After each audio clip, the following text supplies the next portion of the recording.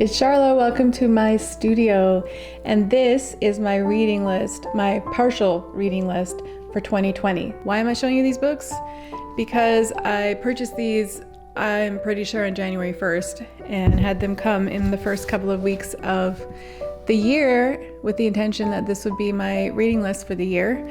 And I was thinking that finding time to actually manually read a paper book would be very difficult. And now, finding ourselves in this new time of quarantine, I'm in a house full of family. I'm used to a quiet house where I can focus and be inspired and paint to my heart's content. But what better thing to do than sit down with a real book and read? Because really, who has time in the normal world?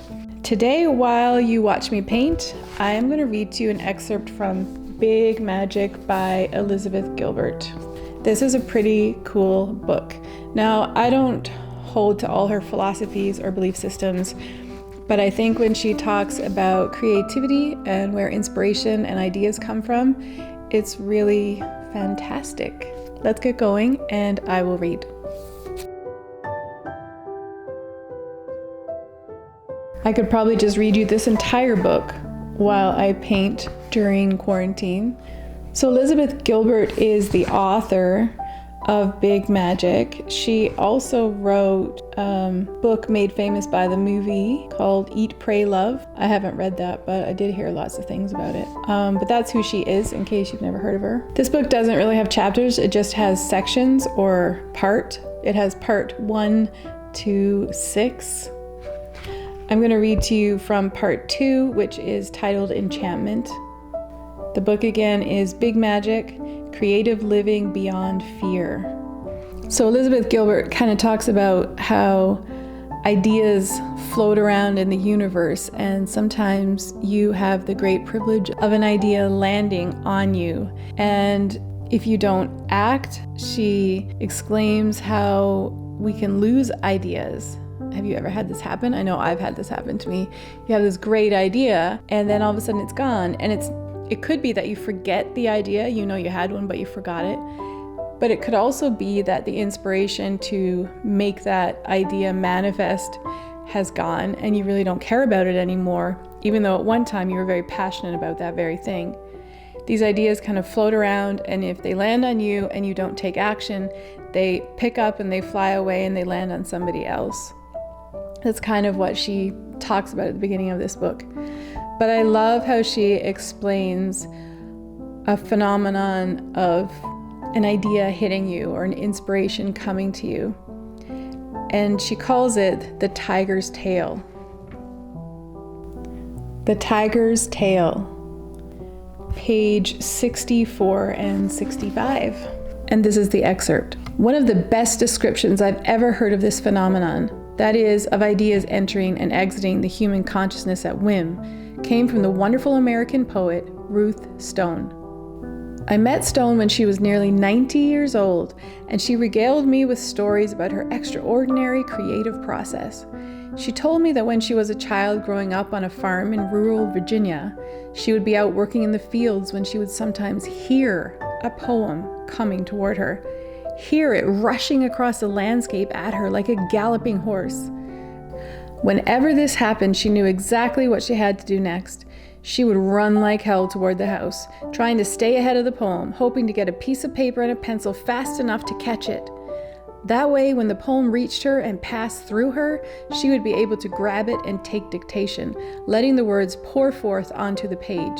Sometimes, however, she was too slow, and she couldn't get to the paper and pencil in time. At those instances, she could feel the poem rushing right through her body and out the other side. It would be in her for a moment, seeking a response, and then it would be gone before she could grasp it, galloping away across the earth, as she said, searching for another poet. But sometimes, and this is the wildest part, she would nearly miss the poem, but not quite. She would just barely catch it, she explained, by the tail, like grabbing a tiger. Then she would almost physically pull the poem right back into her with one hand, even as she was taking dictation with the other. In these instances, the poem would appear on the page from the last word to the first, backward but otherwise intact. That, my friends, is some freaky old-timey voodoo style big magic right there. I believe in it though. Have you ever had that experience of something coming and you just need to get somewhere and write it down? Like, that is true inspiration. I'm pretty sure I have felt that rushing wind going through my body with an idea or an inspiration. And if I've been lucky enough to have pencil and paper nearby to write what's going through my head, it is like magic. I just put the pencil to paper and it just flows right out of me. And when I read it back, I'm like, that wasn't mine. I've never thought about that before. And it's just the most incredible experience as a creative, that's for sure.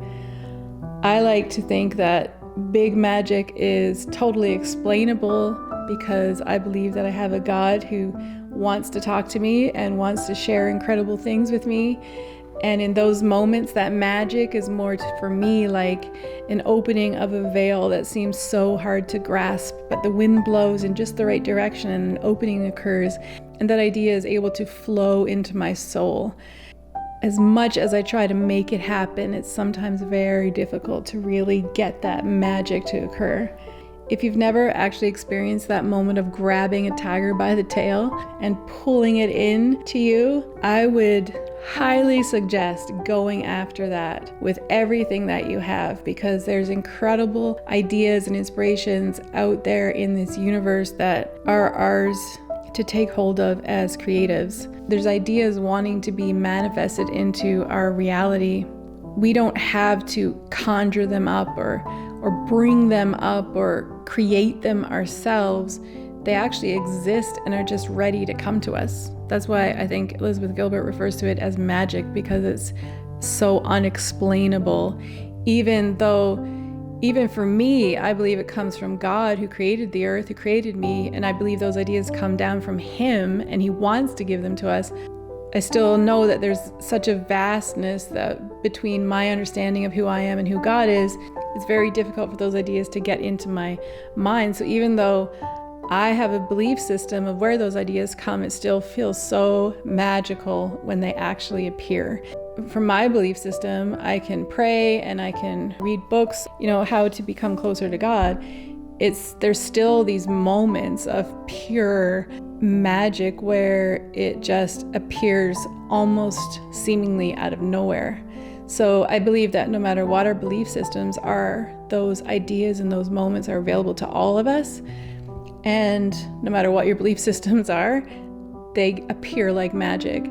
So I suggest, if you've never had a moment of inspiration that felt like running across a field trying to grab a tiger by its tail and pull it into you, then you need to go after that, because it's really an incredible thing to manifest something from one of those experiences. So yeah, I just thought I would read this to you and see if I could get a little stardust in your eyes today, and maybe kind of come out of this place of thinking very much in a physical world where there's things happening that's so far out of our control, and it seems like it could take over and devastate our lives. To me, that feels like we're just sitting in the physicalness of our existence. My thought with reading this to you today will be that you might be lifted out of simply thinking that we are physical beings that can be devastated by a virus, but we're actually spiritual beings that can be lifted up and experience magic and inspiration and beautiful things when we take ourselves into a new dimension of thought and belief. I don't mean to sound all, like Elizabeth Gilbert said, voodoo style big magic. I guess it kind of sounds like that when it comes out, but I guess my hope is just that you will be lifted out of this space of worry and anxiety and get into a little bit more of a magic place where anything is possible. I haven't read to anybody since my kids were young. Maybe I should read to my kids during this little break that we have. I might not read big magic, but maybe I'll start with Narnia.